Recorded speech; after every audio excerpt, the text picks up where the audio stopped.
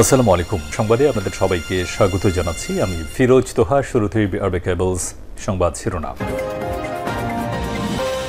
পুরোদমে Iran, Israel এবং নিরীহ ফিলিস্তিনিদের মাঝে ভয়াবহ যুদ্ধ চলছে। আর এই মুহূর্তে আমাদের হাতে এসেছে যুদ্ধের সর্বশেষ গুরুত্বপূর্ণ তাজা আপডেট সংবাদ। প্রথমেই জানাবো, পরমাণু প্রস্তাব প্রত্যাখ্যানে মার্কিন হুমকির কড়া জবাব ইরানের। তেহরানকে ইউরেনিয়াম সমৃদ্ধকরণ বন্ধ করতে মার্কিন যুক্তরাষ্ট্রের পরমাণু প্রস্তাব প্রত্যাখ্যান করেছে ইরানের সর্বোচ্চ ধর্মীয় নেতা আয়াতোল্লাহ আলী খামেনি। তিনি বলেছেন, যুক্তরাষ্ট্রের এই প্রস্তাব প্রত্যাখ্যান করছি। তারা যদি একটি বোমা মারে তাহলে যুক্তরাষ্ট্রের উপর 10 গুণ হামলা চালাবে ইরানের যোদ্ধারা। এরপর জানাবো, দখলদার ইসরায়েলি বাহিনী ইয়েমেনের 3 বন্দর খালি করতে নির্দেশ দিয়েছে। এরপরই ইয়েমেনে ব্যাপক বিমান হামলা চালিয়েছে। ইয়েমেনে 3টি বন্দর খালি করার আহ্বান জানিয়েছে দখলদার ইসরায়েলি বাহিনী। এরপর সেখানে ব্যাপক আকারে বিমান হামলা শুরু করেছে। ইসরায়েলের নৌবাহিনী এই হামলা চালিয়েছে বলে জানা গেছে। এবারে জানাবো, যুক্তরাষ্ট্রের লস অ্যাঞ্জেলেসে ন্যাশনাল গার্ড ও সেনা মোতায়েন, ট্রাম্পের বিরুদ্ধে ক্যালিফোর্নিয়া রাজ্য প্রশাসনের মামলা। ট্রাম্পের বিরুদ্ধে মামলা করেছে ক্যালিফোর্নিয়া রাজ্য প্রশাসন। এতে অভিযোগ করা হয়েছে, রাজ্য প্রশাসনের সঙ্গে আলোচনা না করেই বিক্ষোভ কবলিত যুক্তরাষ্ট্রের লস অ্যাঞ্জেলেসে হাজার হাজার ন্যাশনাল গার্ড ও 700 মেরিন সেনা সদস্যকে মোতায়েন করা হয়েছে। এবারে জানাবো, ভারতীয় উপকূলে সিঙ্গাপুরের পতাকাবাহী জাহাজে আগুন, নিখোঁজ 4। ভারতের কেরালা উপকূলে সিঙ্গাপুরের পতাকাবাহী এমভি ইয়ান হাই 503 নামের একটি কন্টেইনার জাহাজে আগুন লাগার খবর পাওয়া গেছে। এই ঘটনায় অন্তত 4 জন নিখোঁজ হয়েছে। আজ এই তথ্য জানিয়েছে বার্তা সংস্থা রয়টার্স। এবং সর্বশেষ জানাবো, মিরপুরের পল্লবীতে যুবকের গলা কেটে হত্যা। রাজধানীর মিরপুরে রাকিবুল ইসলাম সানি ওরফে পেপার সানি নামক এক যুবককে গলা কেটে হত্যা করেছে দুর্বৃত্তরা। আজ পল্লবী থানাধীন মিল্লাত ক্যাম্প এলাকা থেকে ওই যুবকের লাশ উদ্ধার করা হয়েছে। প্রিয় দর্শক, এতক্ষণ শুনছিলেন সংবাদ শিরোনাম, এবারে বিস্তারিত। তবে তার আগে বন্ধুরা, অনুরোধ থাকবে এই সংবাদটিতে একটি লাইক দিন। এই চ্যানেলে আপনি নতুন হয়ে থাকলে আমাদের সংবাদটি দেখতে দেখতে চ্যানেলটি সাবস্ক্রাইব করে রাখুন। কমেন্ট করে বন্ধুরা আপনার মূল্যবান মতামত জানিয়ে দিন আপনি বিশ্বের কোন দেশ থেকে বা বাংলাদেশের কোন স্থান থেকে আমাদের সংবাদটি দেখছেন এবং শুনছেন। আর বন্ধুরা, গাজা যুদ্ধে আপনি যদি নিরীহ ফিলিস্তিনিদের ভালোবেসে থাকেন, কমেন্টে ইয়েস লিখে বিশ্ববাসীকে জানিয়ে দিন। সংবাদটি আপনার সোশ্যাল মিডিয়া ফেসবুকে শেয়ার করে বন্ধুদেরও দেখার সুযোগ করে দিন। এবারে বিস্তারিত।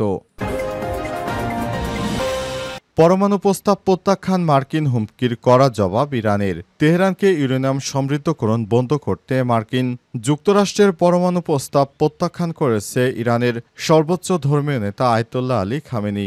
আজ নতুন পরমাণু চুক্তিতে রাজি না হলে ইরানের উপর মার্কিন বোমা হামলার হুমকি দেয় প্রেসিডেন্ট ডোনাল্ড ট্রাম্প। তার জবাবে ইরানের রাষ্ট্রীয় সংবাদ মাধ্যমে ইরানের সর্বোচ্চ ধর্মীয় নেতা আয়াতোল্লাহ আলী খামেনি বলেছেন, আমাদের উপর একটা বোমা ফেললে তার পরিণতি হবে ভয়ঙ্কর। মার্কিন যুক্তরাষ্ট্র 5 দফা আলোচনা শেষে এই প্রস্তাবটি ওমানের মাধ্যমে উপস্থাপন করেছিল।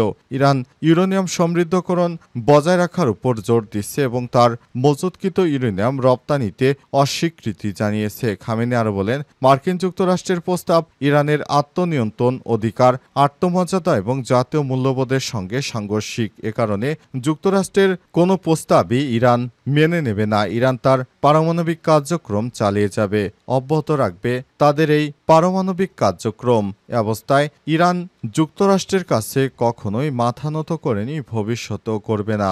ইরান সব সময় তার রাষ্ট্রের ভালো মন্দ তারা নিজেরাই দেখভাল করবে। এ ব্যাপারে যুক্তরাষ্ট্র থেকে যতই হুমকি ধামকি দেয়া হোক না কেন, ইরান কখনোই পিছপা হবে না। উল্লেখ্য, মধ্যপ্রাচ্যে আসাদ সরকারের পতনের পর ইরানের প্রক্সি গ্রুপগুলো এখন দুর্বল হয়ে গেছে। এই সুযোগে যুক্তরাষ্ট্র ইরানকে কোণঠাসা করার চেষ্টা করছে, কিন্তু ইরানের রাষ্ট্রীয় গণমাধ্যমগুলি এবং সরকার কখনোই যুক্তরাষ্ট্রের চাপে মাথা নত করবে না। ইয়েমেনের ৩ বন্দর খালি করতে বলল ইসরায়েল। ইয়েমেনের ৩টি বন্দর খালি করার আহ্বান জানিয়েছে দখলদার ইসরায়েল। ওই ৩টি বন্দর দেশটির হুতি যোদ্ধাদের নিয়ন্ত্রণে রয়েছে। এরপরই বন্দরে ব্যাপক হারে হামলা শুরু করেছে দখলদার ইসরায়েলি বাহিনী। আশঙ্কা করা হয়েছিল দ্রুত এসব হামলা হতে পারে দখলদার ইসরায়েলি বাহিনীর দ্বারা, তবে সেই হামলাটি খুব দ্রুত সময়ের মধ্যে সংঘটিত হয়েছে। টাইমস অব ইসরায়েল বলছে, হুতি নিয়ন্ত্রিত বন্দরগুলোর জন্য জরুরি স্থানান্তরের সতর্কতা জারি করেছে আইডিএফ। সম্ভাব্য বিমান হামলার আগে ইয়েমেনের 3টি হুতি নিয়ন্ত্রিত বন্দরের জন্য জরুরি স্থানান্তরের সতর্কতা জারি করা হয়। এর একদিন পেরোতে না পেরোতেই ব্যাপক হামলা শুরু করেছে ইরান। সামাজিক যোগাযোগ মাধ্যম টুইটারে এক পোস্টে আইডিএফ এর আরবি ভাষার মুখপাত্র কর্নেল আভিচাই আদরাই পশ্চিম উপকূলে রাস ইসা, হোদাইদা এবং সালিব বন্দরের বাসিন্দাদের সরিয়ে নেওয়ার জন্য সতর্ক করেছে। তিনি বলেছেন, হুতি যোদ্ধারা তাদের কর্মকাণ্ডগুলোর জন্য বন্দর ব্যবহার করছে। আমরা এই বন্দরগুলোতে উপস্থিত সবাইকে সরিয়ে নেওয়া এবং পরবর্তী নির্দেশ না দেওয়া পর্যন্ত নিজেদের সুরক্ষার জন্য এসব এলাকা থেকে দূরে থাকার জন্য অনুরোধ করছি। আইডিএফ অতীতেও বন্দরগুলোর জন্য একই রকম সতর্কতা জারি করেছে এবং বেশ কয়েকদিন পর সেসব এলাকায় হামলা চালিয়েছে। হুতিদের উপর সর্বশেষ ইসরায়েলি বিমান হামলার পর থেকে ইরান সমর্থিত গোষ্ঠীটি ইসরায়েলে 7টি ব্যালিস্টিক ক্ষেপণাস্ত্র এবং কমপক্ষে একটি ড্রোন নিক্ষেপ করেছে। আজ সন্ধ্যায় ছোড়া একটি ক্ষেপণাস্ত্র ইসরায়েলে পৌঁছানোর আগেই ব্যর্থ করে দেওয়ার দাবি করেছে দেশটি। যুক্তরাষ্ট্রের লস অ্যাঞ্জেলেসে ন্যাশনাল গার্ড ও সেনাবাহিনী মোতায়েন, ট্রাম্পের বিরুদ্ধে ক্যালিফোর্নিয়া রাজ্যে প্রশাসনের মামলা। ট্রাম্পের বিরুদ্ধে মামলা করেছে ক্যালিফোর্নিয়া রাজ্য প্রশাসন। এতে অভিযোগ করা হয়েছে, রাজ্য প্রশাসনের সঙ্গে আলোচনা না করে বিক্ষোভ কবলিত লস অ্যাঞ্জেলেসে হাজার হাজার ন্যাশনাল গার্ড ও 700 মেরিন সেনা সদস্যকে মোতায়েন করা হয়েছে। আজ রাজ্যের রাজধানী সান ফ্রান্সিসকো শহরে ফেডারেল আদালতে এই মামলা দায়ের করা হয়েছে। এতে ডোনাল্ড ট্রাম্প, মার্কিন প্রতিরক্ষা মন্ত্রী পিট হেগসেথ এবং প্রতিরক্ষা মন্ত্রণালয়কে আসামি করা হয়েছে। অভিযোগপত্রে বলা হয়েছে, মার্কিন সংবিধান অনুসারে প্রেসিডেন্ট নিজের ইচ্ছা অনুযায়ী যুক্তরাষ্ট্রের কোথাও সেনা মোতায়েন করতে পারেন না। ফলে ক্যালিফোর্নিয়ার রাজ্য প্রশাসনের সঙ্গে আলোচনা না করে লস অ্যাঞ্জেলেসে ন্যাশনাল গার্ড ও সেনা মোতায়েনের মাধ্যমে ট্রাম্প সংবিধান বহির্ভূত কাজ করেছেন। একই সঙ্গে দাবি জানানো হয়েছে যে বর্তমানে ন্যাশনাল গার্ড ও মেরিন বাহিনী যেসব আধা সামরিক ও সেনা সদস্য মোতায়েন করা হয়েছে তারা যেন এই বিক্ষোভ পরিস্থিতিতে প্রতিরক্ষা মন্ত্রণালয় কিংবা ট্রাম্পের পরিবর্তে ক্যালিফোর্নিয়া রাজ্য প্রশাসনের নির্দেশ মেনে চলেন। মামলা দায়েরের পর ক্যালিফোর্নিয়া অঙ্গরাজ্যের অ্যাটর্নি জেনারেল রব বন্তা সাংবাদিকদের বলেছেন, লস অ্যাঞ্জেলেসে ট্রাম্পের ন্যাশনাল গার্ড ও মেরিন সেনা মোতায়েনের সিদ্ধান্ত অপ্রয়োজনীয়, বিপরীতমুখী এবং সর্বোপরি আইন বহির্ভূত কাজ। মূলত দ্বিতীয়বারের মতো প্রেসিডেন্ট শপথ গ্রহণের পর যুক্তরাষ্ট্র থেকে অবৈধ অভিবাসন উচ্ছেদ এবং নথিবিহীন অভিবাসীদের নিজ নিজ দেশে ফেরত পাঠানো সংক্রান্ত একটি নির্বাহী আদেশে স্বাক্ষর করেছিলেন ডোনাল্ড ট্রাম্প। তারপর থেকে নথিবিহীন অভিবাসীদের শনাক্ত ও আটক করতে যুক্তরাষ্ট্রের বিভিন্ন অঙ্গরাজ্যে অভিযান শুরু করে পুলিশ এবং মার্কিন কাস্টমস বিভাগের আইন প্রয়োগকারী সংস্থা আইসিই। মিরপুরে যুবককে গলা কেটে হত্যা।